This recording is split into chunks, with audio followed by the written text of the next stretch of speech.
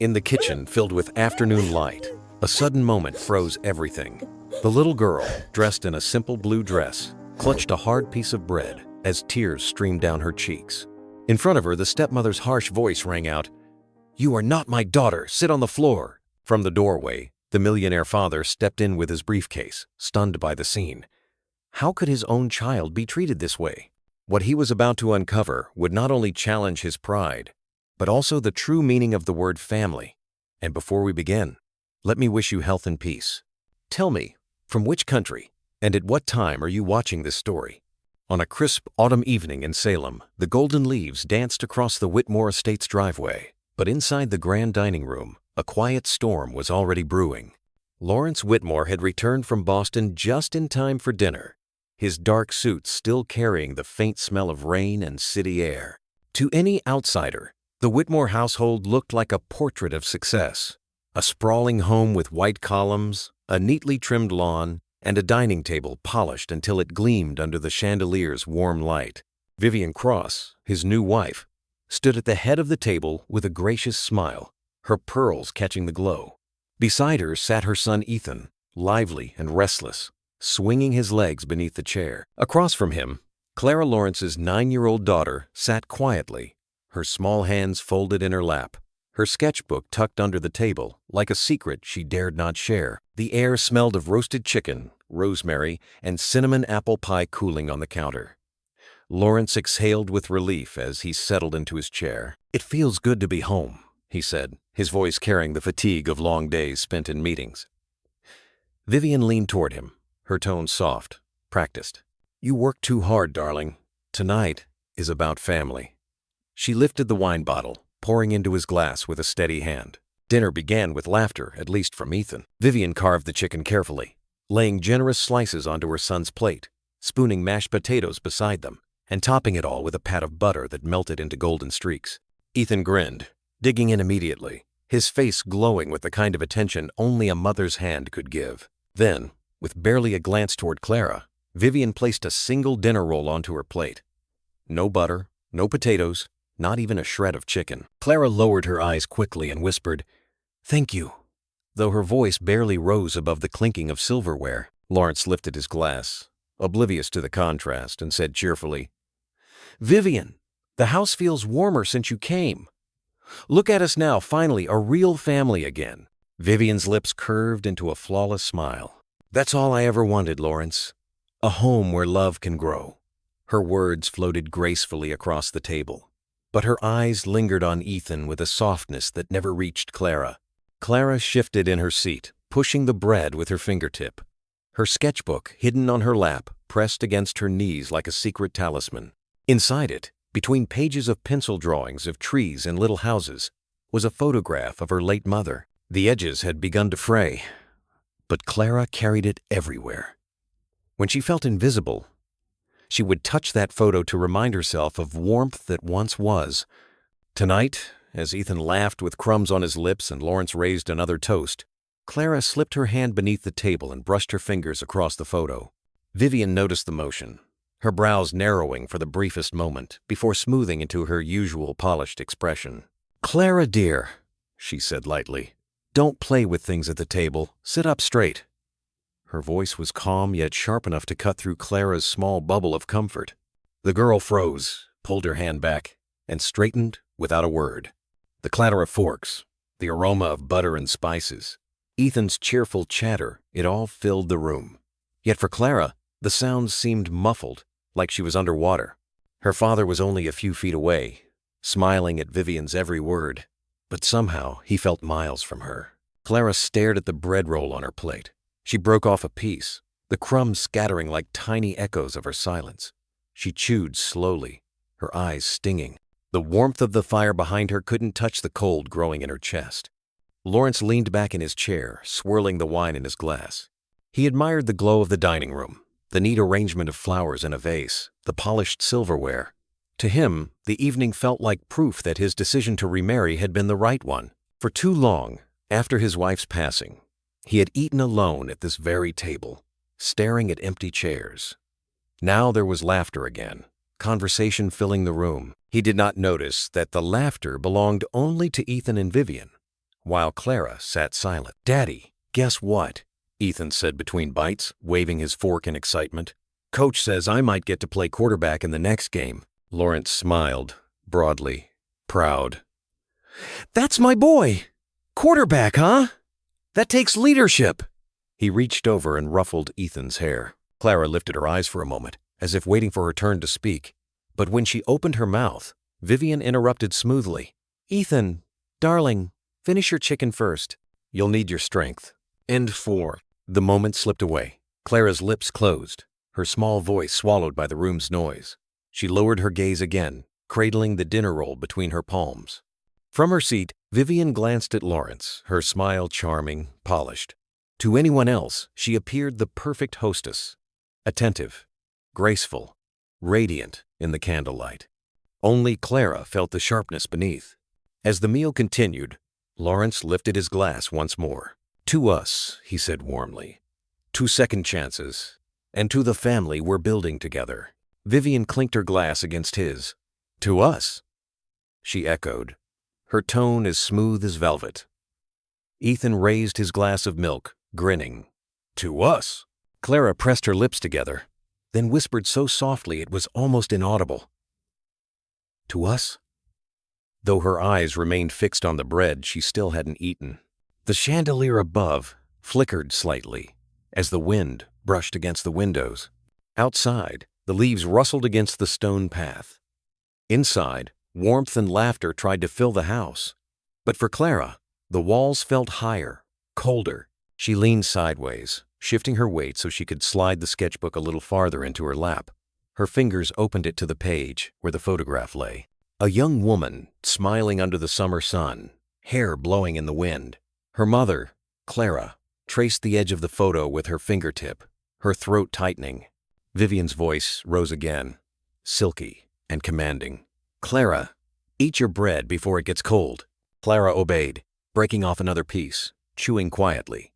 She forced herself to swallow, though her throat resisted. The dinner ended with praise for the pie Vivian had baked, Ethan scooping up second helpings. Lawrence complimented her, his heart lifted by what he thought was harmony. As plates were cleared, Clara remained still, the roll now reduced to crumbs.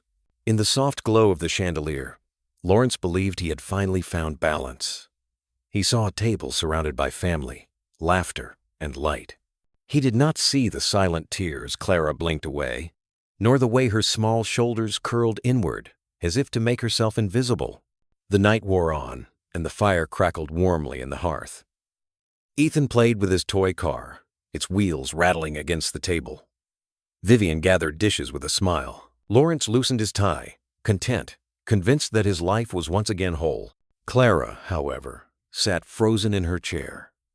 She stared at her plate, at the crumbs scattered like tiny stars against the white porcelain. With one small hand, she brushed them together into a pile, then let them fall again, over and over. She lifted her gaze at last, across the table to her father, who laughed at something Vivian had said. Her lips trembled. Clara stares at her untouched bread, thinking, "Does Dad even see me anymore?" The morning sun broke over Salem with a pale light, spilling across the Whitmore estate's wide windows. Inside, the aroma of coffee drifted through the kitchen.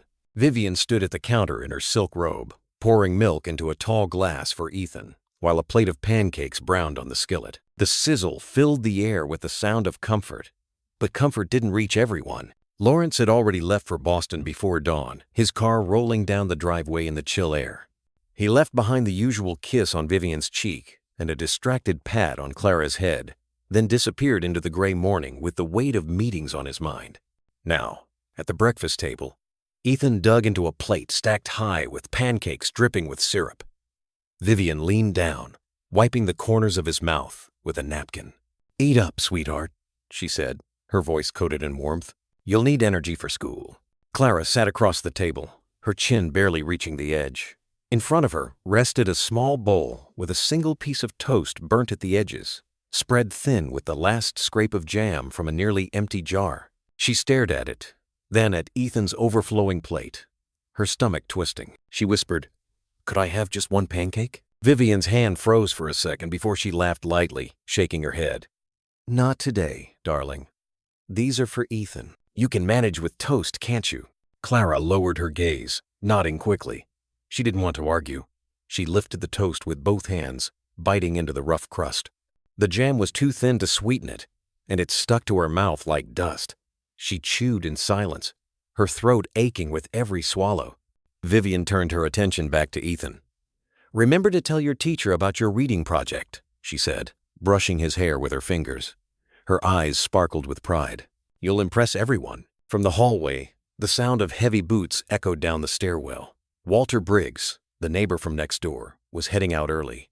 He always left for his job at the hardware store around the same time. The Whitmore kitchen window was cracked open just enough for the sharpness of Vivian's voice to drift outside. Walter paused, frowning as he heard her tone.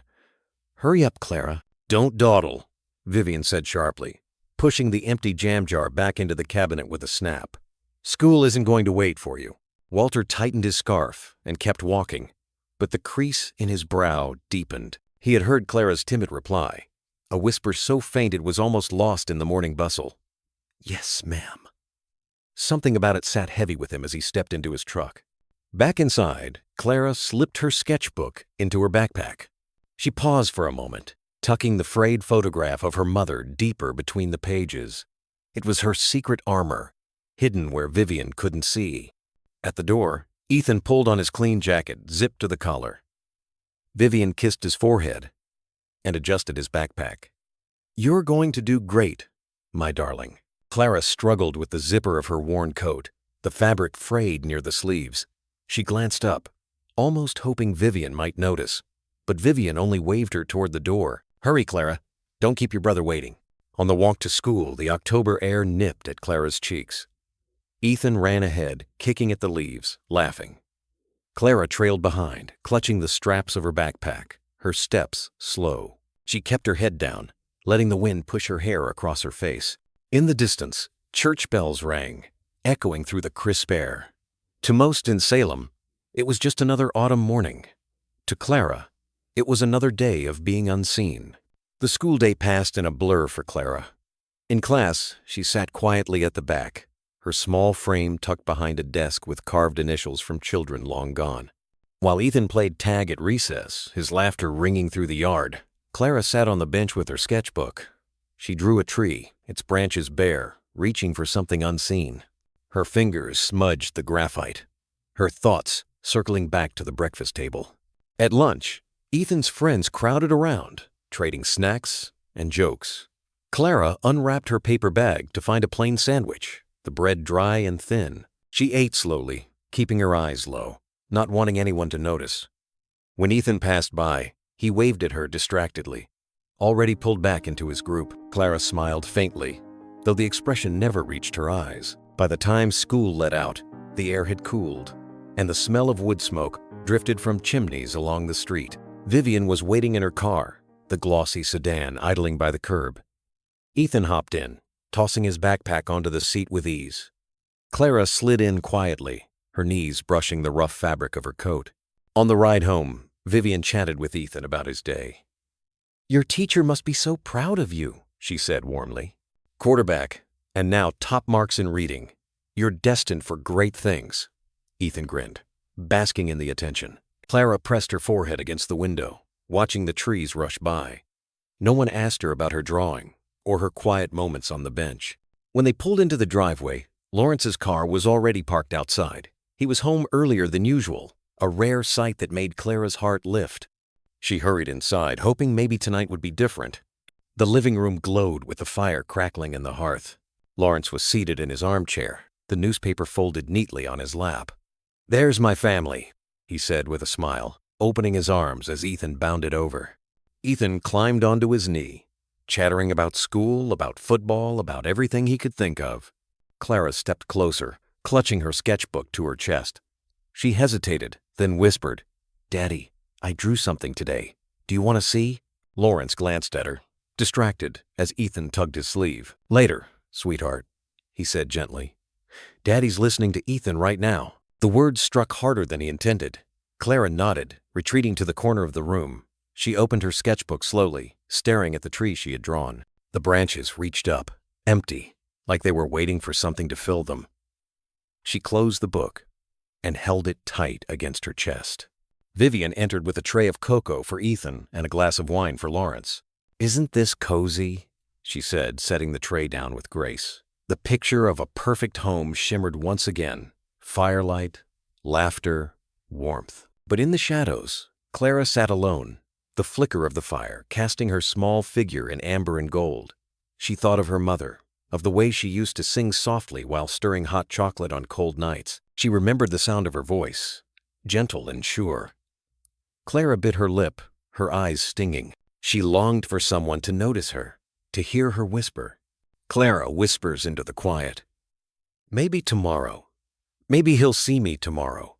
Rain had rolled into Salem overnight, and by late afternoon the Whitmore estate sat under a gray sky. Droplets streaked the windows, dripping steadily onto the stone steps leading to the front porch. Inside, Vivian moved gracefully between the kitchen and dining room, arranging a platter of roasted vegetables and polishing the silverware before setting it down on the table. She hummed a faint tune, her heels clicking lightly against the polished hardwood. Clara sat on the rug near the fireplace, her sketchbook open across her knees. She was drawing a small cottage tucked among trees, smoke curling from its chimney. Every so often, she looked toward the kitchen, listening to the rhythm of Vivian's voice as she spoke to Ethan. Clara pressed harder on her pencil, shading the cottage darker, her strokes jagged. The doorbell rang. Its sharp chime echoed through the house, unexpected at this hour. Vivian frowned, smoothing her blouse before striding toward the foyer. Clara stayed where she was, curious but cautious, her pencil frozen above the page. When Vivian opened the door, a woman stood on the porch, her coat damp from the rain. She was in her early 30s, her hair dark and loose around her shoulders, her eyes searching. She held a leather satchel pressed against her side. "I'm sorry to intrude," she said softly, her voice carrying a hint of nerves. "My name is Serafina. I need to speak with Lawrence Whitmore." Vivian's posture stiffened. "My husband isn't available," she said quickly. Her tone clipped. "Whatever business you have, you can leave a message."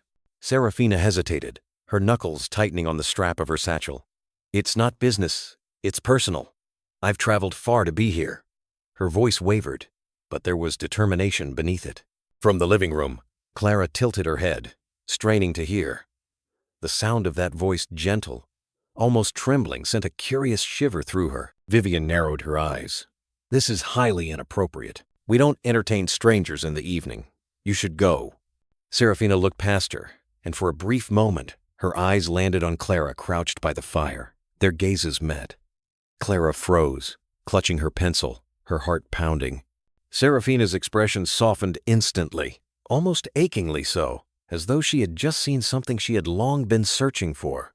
Lawrence's voice drifted down the hallway. "Vivian, who's at the door?" He appeared, his tie loosened after a long day, his brow furrowed at the unexpected visitor. When his eyes fell on Serafina, he stopped mid-step. "Do I know you?" Serafina's lips parted, trembling slightly. She reached into her satchel and pulled out a small envelope worn at the edges. Her hand shook as she extended it toward him. "I believe this belongs to you." Lawrence took it slowly, his confusion deepening. He glanced down at the envelope, recognizing his late wife's handwriting across the front. The sight hit him like a gust of cold air. His chest tightened. Vivian stepped forward quickly. "Lawrence, this is absurd. Whoever this woman is, she shouldn't be here." But Lawrence lifted a hand, silencing her without a word. He looked back at Serafina. "Where did you get this?" Her eyes glistened with unshed tears. "From my mother," she whispered, "before she passed." "Oh." The room seemed to tighten around them. Lawrence held the envelope with both hands, his eyes fixed on the familiar handwriting. He had not seen it in years, yet the curve of each letter was unmistakable. His late wife, Margaret, had written this. His throat closed as memory flooded back. Her laughter on summer evenings, the way she read stories to Clara at night. Serafina's voice was fragile, but steady enough to carry.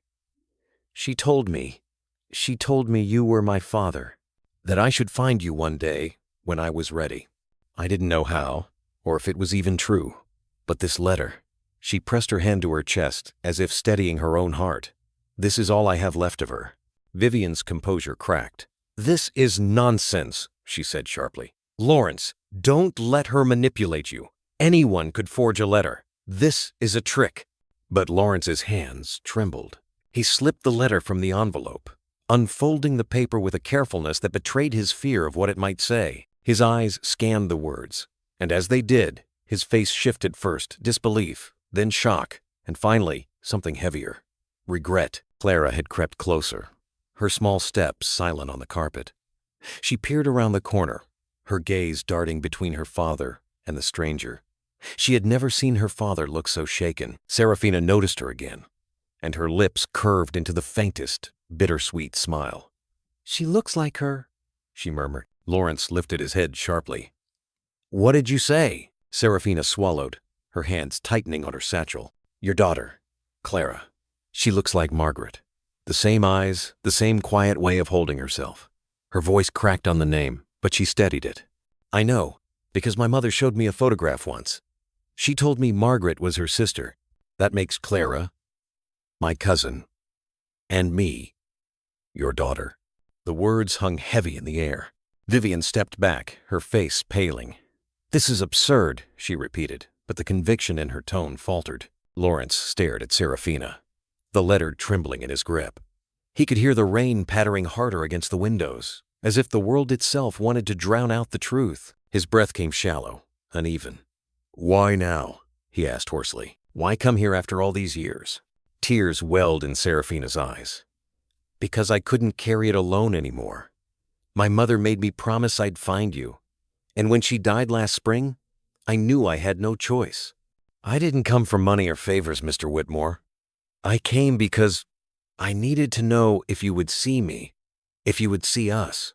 Lawrence's eyes flickered toward Clara, who stood frozen, her small hands clutching the sketchbook to her chest. She looked back at him, uncertain, as though trying to piece together words she didn't understand. For the first time, Lawrence noticed how alike the two girls seemed. Clara and Serafina. The quiet strength in their posture, the shadow of loneliness in their eyes. His chest ached. Vivian broke the silence with a sharp laugh, though it sounded more like glass shattering.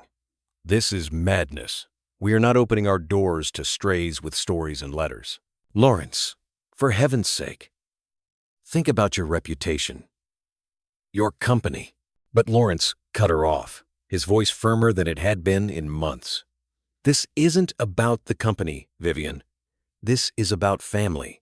The rain hammered against the windows. The fire hissed softly in the hearth, and the Whitmore household, once neatly arranged, stood on the edge of a fracture no one could ignore. Clara clutched her sketchbook tighter, her heart racing. For the first time, she sensed that change had stepped through the door. The Whitmore household carried an uneasy stillness after Serafina's visit. The rain had stopped by morning, leaving the air heavy with the scent of wet leaves and damp stone. Lawrence sat at the long oak dining table, the unopened letter resting near his coffee cup. He had read it the night before, twice, maybe 3 times. Yet the words haunted him. Margaret's handwriting was there, undeniable. She had written about Serafina, her niece, about responsibilities never spoken aloud. Vivian swept into the room in a tailored dress, heels clicking briskly. "You're still dwelling on that nonsense?" she asked, glancing at the letter with thinly veiled irritation. "We don't even know if she's telling the truth. Strays show up with stories every day, Lawrence. You're being played." Lawrence rubbed his temples, his voice low. "Vivian, it was Margaret's hand. I know it. Emberfink." She poured herself coffee with a clatter, her tone tightening. "Handwriting can be forged. And even if it wasn't, what then? Are we supposed to take in some stranger because your late wife left a letter years ago? Think of Ethan. Think of the company." Her words sliced at him, but he barely heard them. His thoughts wandered back to Serafina's face, the way her eyes had carried a quiet desperation. Not unlike Clara's. He pictured Clara clutching her sketchbook in the corner last night, silent, small. How many times had he missed that silence? That evening, dinner unfolded under a strained veneer. Vivian served Ethan a steaming bowl of chicken noodle soup, complete with buttered rolls on the side. Clara, by contrast, received a small plate with leftover rice and a thin slice of meat that had grown tough from reheating. Lawrence noticed it this time. His fork paused halfway to his mouth as he looked between the plates. Clara, sensing his eyes, lifted her spoon and smiled faintly. "It's fine, Daddy. I like rice." The words pierced him deeper than any accusation could. He forced a smile back, though his chest tightened painfully. Later, while Ethan chattered about his school projects, Clara excused herself quietly and slipped upstairs. She sat at her desk beneath the small window that overlooked the street. The lamp cast a warm glow over her sketchbook, where she traced the outline of a treehouse. Her fingers smudged the page, and she whispered to the photograph tucked inside, "Mom, do you see me?" Lawrence climbed the stairs not long after, stopping by her doorway. He leaned against the frame, watching her for a moment. She didn't notice at first. Her shoulders curved inward, small and fragile in the lamplight. "Clara," he said softly. She turned quickly, sliding the photo under her papers. "Yes, Daddy?" He hesitated. "Did you like dinner tonight?" She tilted her head, puzzled by the question. "It was okay. Ethan liked his soup." "That's good." Lawrence's chest constricted. She had spoken with such simple acceptance, no trace of complaint. He wanted to kneel beside her, to ask what she really felt, but the words stuck. Instead, he forced a smile and said, "Sleep well, sweetheart." Clara nodded, her smile small but genuine. As he left, she reached for the photo again, holding it close. Downstairs, Vivian was already on the phone, her voice low but edged. "No, he's distracted. This girl has caused nothing but trouble. I'll make sure it doesn't go any further." Lawrence lingered in the hallway, hearing just enough to deepen the storm already rising in him. The following afternoon, Lawrence left the office earlier than usual. His assistant was surprised he rarely abandoned the late hours, but Lawrence mumbled something about needing air. He drove aimlessly through Salem, past the brick storefronts and narrow streets, until the car slowed near the harbor. The tide was low, gulls circling above the wet sand. He parked, sat in silence, and unfolded Margaret's letter once more.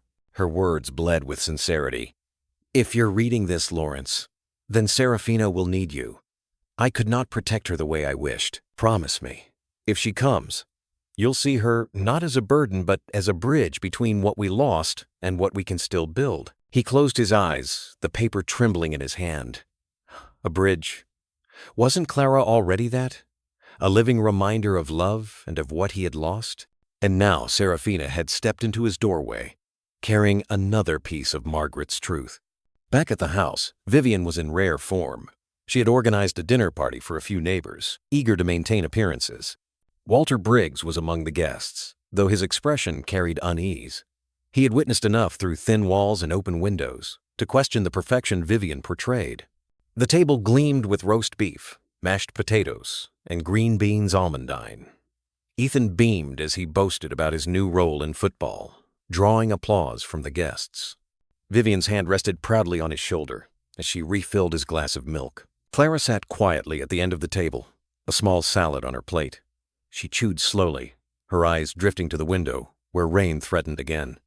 Walter noticed. His gaze lingered on her, then shifted toward Lawrence, as though urging him to look more closely. Halfway through the meal, Serafina appeared in the doorway. She had been hesitant to come, but the storm brewing inside her could no longer wait. The room fell silent. Vivian's smile froze. "What are you doing here?" Vivian demanded, her voice cutting. "I'm not here to cause trouble," Serafina said softly. Her hands were clasped together, knuckles pale. "I only want to be heard." Lawrence rose slowly, the letter heavy in his pocket. "Let her speak," he said, his voice carrying a weight that quieted the room. Walter leaned back, watching intently. Clara's eyes widened as she looked from Serafina to her father. Ethan shifted uncomfortably, sensing tension he couldn't name. Serafina stepped forward, her voice trembling yet steady. "I grew up hearing pieces of a story I never understood. That my father was gone, that my mother carried secrets too heavy to share. Before she died, she gave me a letter. She told me to find you. And when I saw this house, when I saw Clara, I knew I belonged to the same blood." Vivian's face burned with fury. "Enough. This is a fabrication." But Lawrence's voice cut through. "Stop, Vivian!" He turned toward Serafina, his expression torn. "I don't know what the truth is yet, but I know Margaret's handwriting, and I can't ignore it. I can't ignore you." The guests shifted uncomfortably. Walter cleared his throat, his voice calm but pointed. "Sometimes the truth knocks on our doors, whether we're ready or not." The room hung heavy with silence. Clara clutched her sketchbook beneath the table, her heart racing. For the first time, she saw her father hesitate against Vivian's authority. Vivian's fork clattered against her plate. "Lawrence, you can't possibly—" But he lifted a hand, silencing her. His gaze swept the table, then landed on Clara. Her small eyes brimmed with questions, with hope. He swallowed hard, the tide of doubt rising higher within him. The dinner party ended awkwardly, guests slipping out under murmured goodnights. When the last door closed, the house was still. Clara lingered near the staircase, clutching her sketchbook, while Serafina stood near the door, uncertain if she should stay. Lawrence looked at them both, his daughter and the stranger who claimed to be another. His voice was quiet, ragged. "I need time, but I promise you, Serafina, I won't turn away. Not yet." The promise was small, but it cracked open something larger than doubt. Clara slipped upstairs, her heart pounding, while Vivian seethed silently in the kitchen, her glass of wine untouched. And Lawrence, standing alone in the hallway, felt the weight of Margaret's words pressing against his chest, like the tide pulling him into waters he could no longer ignore. By late October, the skies over Salem turned restless. Thick clouds rolled in from the Atlantic, and the air smelled of wet leaves and salt. The Whitmore house, with its grand windows and white pillars, seemed almost too quiet against the rumble of approaching thunder. Clara sat at the window of her room, sketchbook balanced on her knees. She traced the outline of raindrops on the glass, copying their trails with her pencil. Downstairs, she could hear Ethan's laughter. Vivian had bought him a new video game, and his voice rang bright and sharp. Clara closed her eyes, pressing the pencil to her lips. The sound carved at her chest, not out of jealousy but out of longing. That evening, Vivian prepared dinner. The storm pounded harder, wind rattling the shutters as she laid the table with roast chicken and cornbread. Ethan rushed in, cheeks flushed with excitement, chattering about his game. She kissed his forehead, placing a steaming plate in front of him, complete with buttered cornbread and mashed potatoes, rich with gravy. When Clara sat down, a small plate awaited her. Half a slice of cornbread, a scoop of plain rice left from the night before.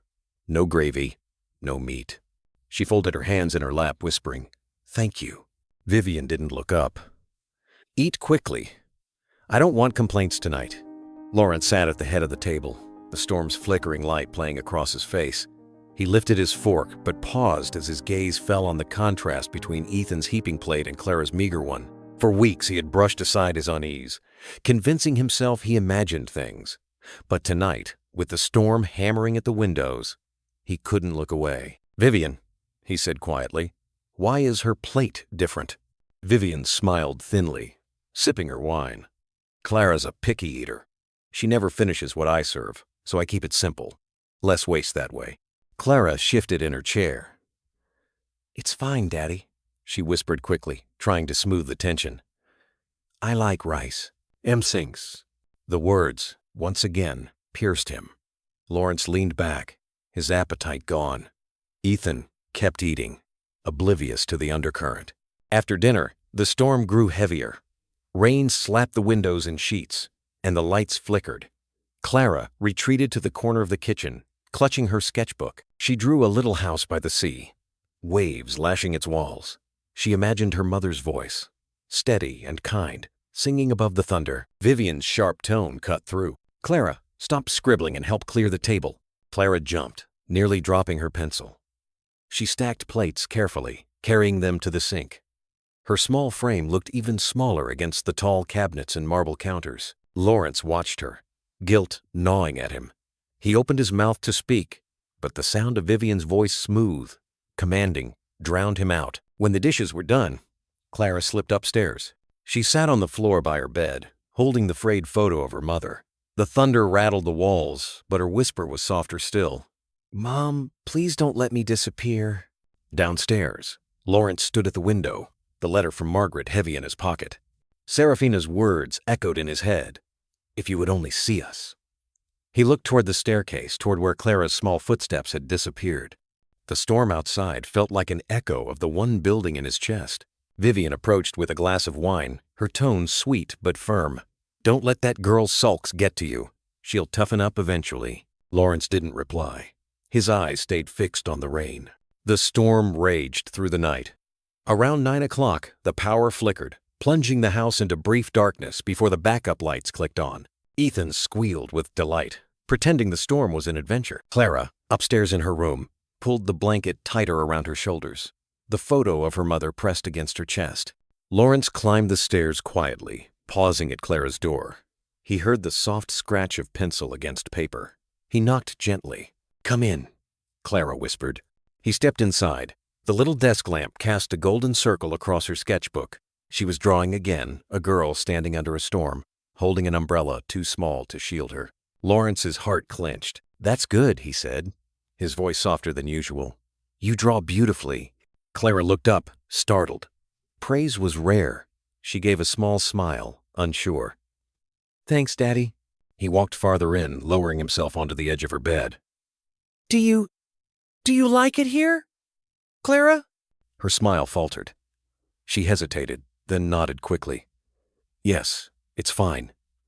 But her eyes betrayed her dark pools that carried words she didn't dare speak. Lawrence felt the silence press against him. He reached for her sketchbook, but she pulled it protectively to her chest. "It's just for me," she said, her voice trembling. He nodded slowly, respect in his eyes. "That's all right." He reached out, brushing a strand of hair from her face. For the first time in months, she leaned slightly into his hand. A spark of connection, fragile but real. Downstairs, Vivian's voice rang sharp. "Lawrence, the candles are dripping wax on the counter." The spell broke. Clara leaned back, clutching her sketchbook. "I'll let you rest," Lawrence murmured. He stood, his chest tight, and left the room. Later that night, as thunder rolled over Salem, Clara crept down the hallway toward the kitchen. She was hungry. She opened the cupboard quietly, pulling out a stale bread roll left from the morning. She sat on the cold tile floor, hugging her knees, nibbling slowly. Crumbs clung to her lips as tears welled in her eyes. She didn't hear her father until he stepped into the doorway. His briefcase slipped from his hand, landing with a dull thud. "Clara?" His voice cracked. She froze, caught in the dim glow of the kitchen light, clutching the roll, her face wet, her eyes wide. Vivian appeared behind him, startled, then quickly composed. "Lawrence, it's nothing. She sneaks food sometimes. You know how children are." But Clara's whisper cut through the storm outside. "Daddy, I was just hungry." The words shattered him. The storm rattled the windows, but all Lawrence could hear was his daughter's small voice, trembling with truth. The storm had not loosened its grip on Salem. By the next evening, the rain still lashed the windows, and the air inside the Whitmore house felt heavy, as though the walls themselves had absorbed the tension. Vivian lit candles along the dining table, arranging them in perfect symmetry. The roast sat steaming in the center. Bowls of glazed carrots and mashed potatoes spread around it like ornaments in a display. Ethan ran in, hungry and cheerful. Sliding into his chair, Vivian smiled as she set a large slice of roast on his plate, followed by potatoes and gravy. She brushed his hair back, cooing, "Eat well, darling. You'll need strength for Saturday's game." Lawrence arrived moments later, his shoulders sagging from the day. He loosened his tie and sat at the head of the table. His eyes swept the scene, the glowing candles, the polished silver, Ethan's bright smile, and for a moment he tried to believe in the illusion. Then Clara entered, small and hesitant, her sketchbook hugged against her chest. She slid into her seat quietly. Vivian placed a plate in front of her, a piece of stale bread, and a spoonful of cold rice. No roast, no vegetables, not even a pat of butter. Lawrence froze. His fork hovered in the air, his eyes fixed on the plate. Clara whispered, "Thank you," before lowering her head. She tore the bread with trembling fingers, crumbs scattering onto her lap. Something inside Lawrence cracked. The sound of the storm outside faded beneath the pounding of his heart. He looked at Ethan's overflowing plate, then at Clara's. His vision blurred, rage and sorrow twisting inside him. Vivian sipped her wine as if nothing were wrong. "Eat up, Clara," she said lightly, her smile poised. "We don't waste food here." Clara bit into the bread. It was so hard she had to chew slowly. painfully, tears brimming in her eyes. When she looked up, she met her father's gaze. For the first time, she didn't look away. Her voice was a whisper, fragile and raw. "Daddy, I was just hungry." The words tore through him. His hand shook so badly he dropped his fork onto the table with a clatter. Ethan stopped chewing, startled. Vivian stiffened, her smile faltering. Lawrence pushed back his chair, the scrape loud in the silence. He crossed the room in 2 strides and knelt beside Clara. His hand brushed crumbs from her cheeks, his eyes burning. "Sweetheart, oh God." His voice broke, hoarse with guilt. Clara leaned into him instantly, dropping the bread to wrap her arms around his neck. She buried her face against his shoulder, sobs shaking her small frame. The weight of every missed sign, every silence he had ignored, crashed over him. The letter from Margaret in his pocket felt like a judgment he could no longer escape. Behind him, Vivian's voice sharpened. "Lawrence, you're overreacting. She's being dramatic. It's nothing but discipline." But the storm outside roared, drowning her words as Lawrence held his daughter tighter. Lawrence rose slowly, still holding Clara in his arms. The dining room, once arranged like a stage, now felt like a battlefield. The untouched roast, the glowing candles, the polished silver, it all mocked him. How had he missed the truth when it had been sitting in front of him all along? Vivian stood, clutching her wineglass, her voice sharp. "This is absurd. Children exaggerate, Lawrence. She'll learn gratitude if you don't coddle her." He turned on her, his face pale but his voice steel. "Gratitude? For scraps of bread while the rest of us feast? You call that discipline?" Ethan shrank back in his chair, confusion clouding his young face. His fork slipped from his hand, landing with a dull thud. His eyes flicked between his mother and father, then to his sister sobbing softly against Lawrence's shoulder. For the first time, he seemed to recognize the imbalance. The front door creaked then, a gust of wind sweeping in. Serafina stepped into the hallway, soaked from the rain. She had returned, unable to stay away, the weight of Margaret's letter heavy in her heart. She froze at the sight before her, Clara clinging to Lawrence, Vivian standing rigid with fury, Ethan staring in shock. Her voice broke the silence. "This is exactly what my mother feared, that Clara would suffer the way I did." Vivian's eyes blazed. "You have no place here!" Serafina stepped forward, her coat dripping onto the floor. Her gaze locked with Lawrence's, firm but filled with sorrow. "You have a choice, Mr. Whitmore. You can keep pretending, or you can see the truth. Your wife left you a letter because she knew one day this moment would come. She begged you to be the bridge. Will you ignore her now?" Lawrence pulled the letter from his pocket, the paper worn from being folded and unfolded. He held it up, his voice shaking. Margaret's hand, her words. "I thought I could bury them. But tonight..." He looked down at Clara, her tear-streaked face pressed to his chest. "Tonight, I can't pretend anymore." The room fell into a heavy silence. Vivian's breath came fast, her hands trembling as she tried to regain her mask of control. "If you do this, Lawrence, you'll ruin everything we've built." He met her eyes, his own steady now. "Then maybe it was never worth building." Clara clung tighter, her small voice muffled, but clear. "Please, don't let me disappear, Daddy." The words struck like lightning. Lawrence's chest heaved as he kissed the top of her head, whispering, "Never again, sweetheart. Never again." Serafina's tears spilled freely. For the first time, she saw a crack in the man's armor, a man who might finally step into the role he had long denied. Outside, the storm began to ease, the rain softening to a steady patter. Inside, however, the reckoning had only just begun. The next morning, the storm had passed, leaving Salem washed clean under a pale October Sunday. Yet inside the Whitmore house, the air was colder than ever. The silence at breakfast was deafening. Ethan sat quietly with his cereal, no longer chattering. Clara nibbled at a piece of toast, her eyes darting toward her father, as though checking if he was still with her. Lawrence barely touched his coffee. He had spent most of the night pacing the halls, Margaret's letter in his hand, Clara's words echoing in his head. "Please don't let me disappear, Daddy." His jaw clenched as he watched Vivian pour Ethan another glass of milk with mechanical precision, ignoring Clara entirely. Finally, he spoke. His voice was calm but carried an edge. "Vivian, we need to talk. Not later now. Vivian's hand froze on the milk carton. She forced a smile, but her eyes glinted. Of course, dear, after breakfast. No. Lawrence pushed back his chair. Now. They moved into the sitting room, the sunlight spilling across the Persian rug. Clara lingered at the edge of the doorway, sketchbook hugged to her chest, while Ethan followed cautiously, unsure if he was supposed to listen. Vivian folded her arms. Lawrence, if this is about last night, you were tired. You misread the situation. Misread? His voice cracked, then steadied. I saw my daughter eating scraps on the floor while we sat at a feast. I saw her beg me not to let her disappear. That's not misreading, Vivian. That's reality. Her composure faltered, but she straightened quickly. She's dramatic. She needs discipline, not indulgence. You'll regret letting sentiment cloud your judgment. Before Lawrence could reply, the doorbell rang. Walter Briggs stood on the porch, hat in hand. The kindly neighbor looked uneasy, shifting from foot to foot.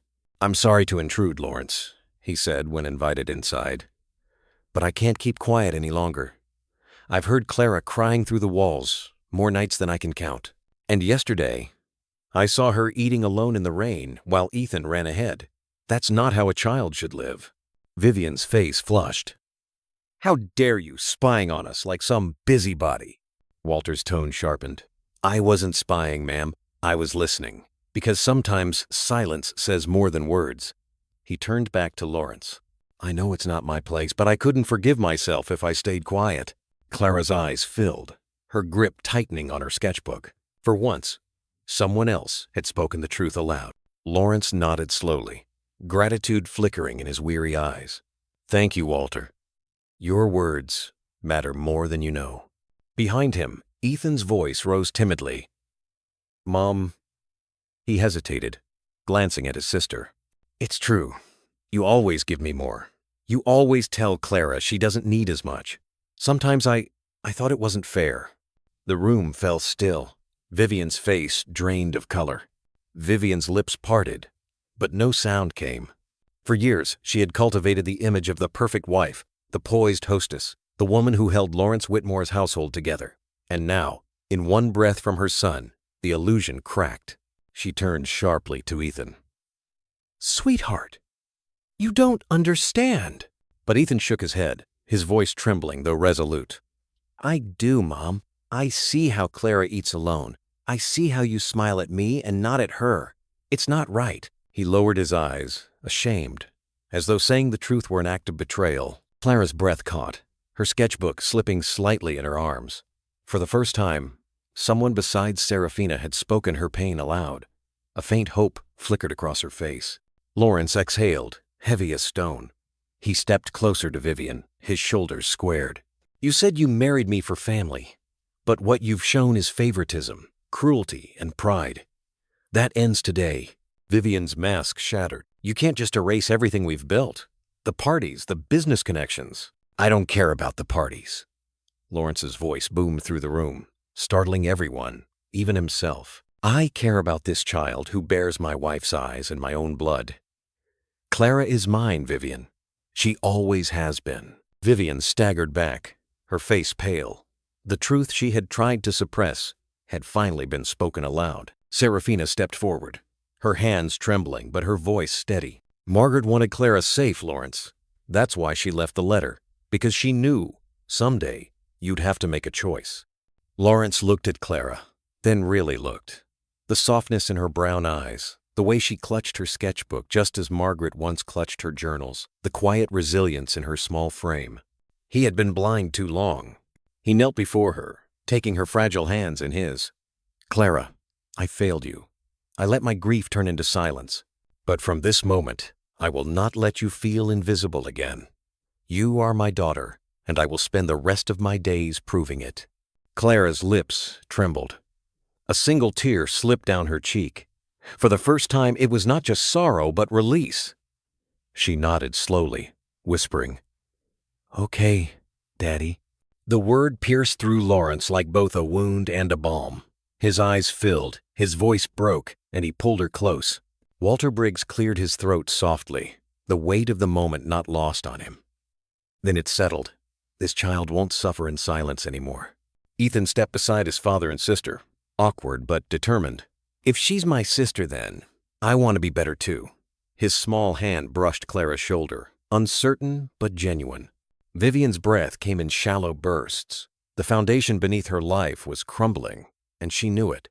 Her eyes darted between the three of them, father, daughter, son, united in a way she could no longer control. The silence was thick as Lawrence stood, still holding Clara's hand. "Vivian," he said quietly, "our marriage will not survive this lie. I will not sacrifice my child for appearances. Not anymore." Vivian's knees buckled slightly, her knuckles white as she gripped the arm of a chair.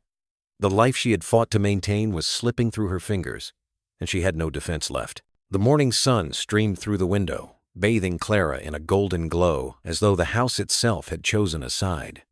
And for the first time in years, Lawrence felt the path ahead, even if painful, was finally clear. Sunday morning broke calm and clear over Salem. The storm that had rattled the town just days before felt like a distant memory, though the echoes of it still lingered in the Whitmore household. Lawrence sat at the kitchen table, the same place where nights of silence and bitterness had once reigned. Now, sunlight streamed through the window, warming the wooden floor, and the air smelled faintly of cinnamon toast. Clara sat across from him, sketchbook open, her pencil scratching softly across the page.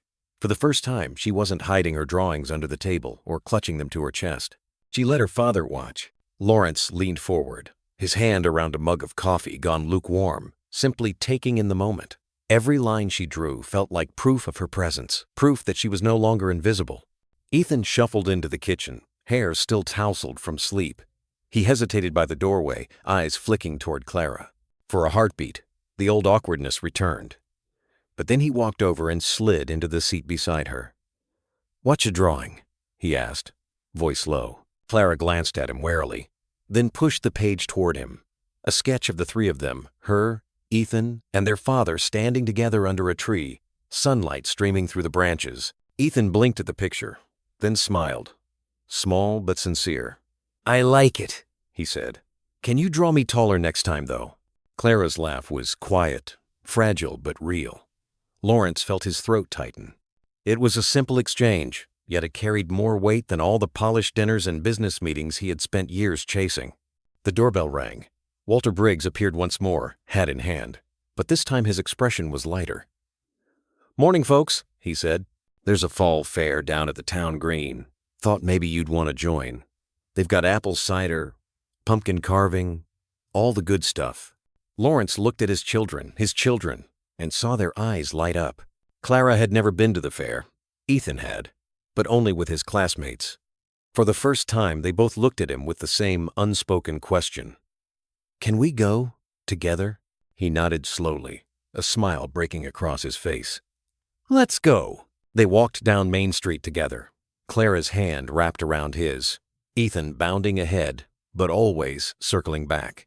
The town green was alive with music, the smell of kettle corn drifting through the crisp air. Children's laughter mingled with the sound of fiddles, and banners fluttered in the breeze. Lawrence bought them each a cup of cider, insisting Clara choose first. She looked up at him, startled by the small gesture, then accepted the steaming cup with both hands. The warmth seeped into her fingers, and for the first time she felt what it meant to belong. Walter clapped Lawrence on the back as they stood watching the children. "You did right, Whitmore. Family isn't about what looks good on paper.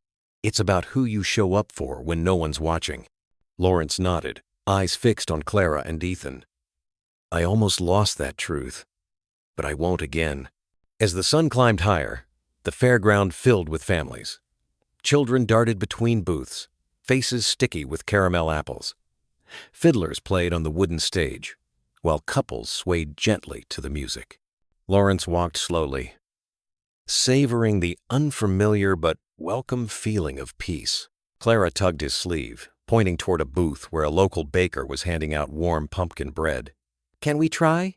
she asked, her voice soft but hopeful. "Of course," Lawrence said without hesitation.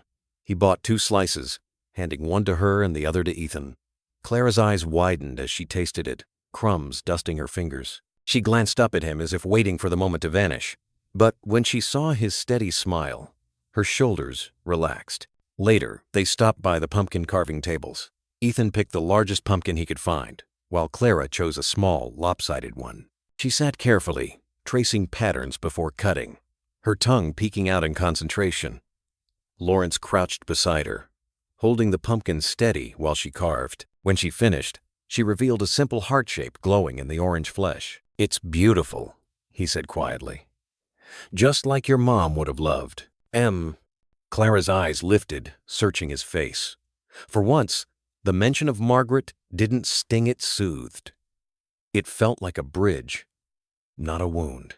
As twilight approached, strings of lanterns lit up across the fair.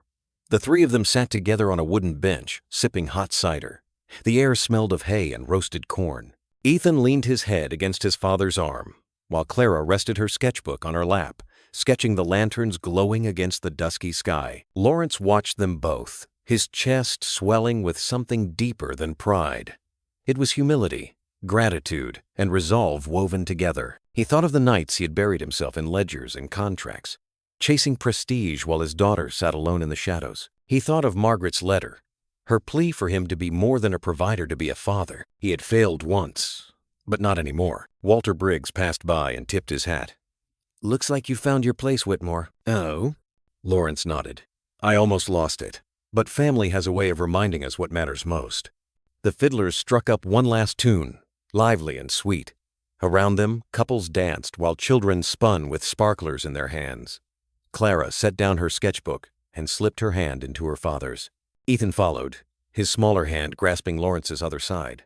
For the first time, they stood together not as fragments, but as a family. The lanterns swayed overhead, their light soft and steady. And in that glow, Lawrence whispered, "We're home now. No matter where we are, as long as we're together, we're home." Clara smiled, her face lit by both lantern and love. Ethan squeezed tighter, and Lawrence closed his eyes briefly, letting the moment settle into his heart. The fair would end, the lanterns would dim, but the promise remained. A new dawn had risen not just in the skies over Salem, but in the Whitmore family itself. The autumn fair faded into memory, yet the image of a father holding both his children's hands under the lantern glow lingered long after. That moment was not about pumpkins, cider, or fiddles. It was about a man who finally found the courage to repair what had been broken, and two children who learned they were never invisible. Stories like this remind us that even after long nights of silence, a new dawn can rise when love is chosen over pride. What does this tell us, dear friends? That redemption is not reserved for saints or heroes. It is born in ordinary homes, at ordinary tables, in the quiet decision to see a child's tears or listen to their laughter. Love, when offered without condition, can change a destiny. A roof and four walls do not make a family. What makes it whole are kindness, forgiveness, and the simple act of showing up. Just as many of you may recall from Sunday suppers, when the family gathered around a pot roast or a pecan pie, it wasn't the food itself, but the presence of each other that gave those evenings their sweetness. This story teaches us that everyone deserves to be loved and to belong. Wealth may build houses, but only compassion builds homes. True happiness comes not from what we hoard, but from what we give, whether it is time, attention, or a listening ear. Like a lamp quietly burning in the window on a snowy night, one act of kindness can guide us through life's darkest stretches. And isn't it true, friends, that sometimes the smallest gestures, sharing a slice of pumpkin bread or a grandchild's drawing left on the fridge, carry the greatest power to heal? So I invite you now to pause and reflect. In your own life, is there someone waiting for you to notice their silence, to offer them a place at the table, to remind them they are not alone? These moments, simple as they seem, become the chapters that define us. If this story touched your heart, leave a 1 in the comments. If you feel it could be told better, press 0 and share your thoughts.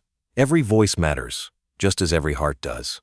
And if you wish, share this tale with a neighbor or a friend, so that its light may travel further. Because at the end of the day, we are all seeking the same thing, a place where we are loved without conditions.